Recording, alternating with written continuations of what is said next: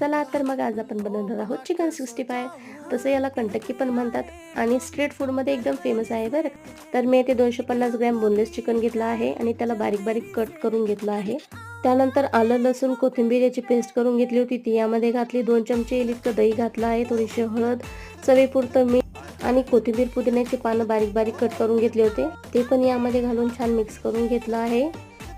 नंतर रेडीमेडचा जो चिकन 65चा मसाला असतो तो त्यामध्ये घालून छान मिक्स करून घेतला आहे आणि मॅरिनेशनसाठी ठेवलं आहे 10 मिनिटाकरिता. तेवढ्या वेळात मी तेल गरम करून घेतलं होतं.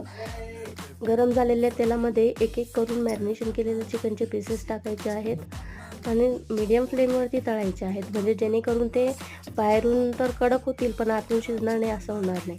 तर ते फ्राय झाल्यानंतर तुम्ही बघू शकता काय सुरेख कलर आला आहे.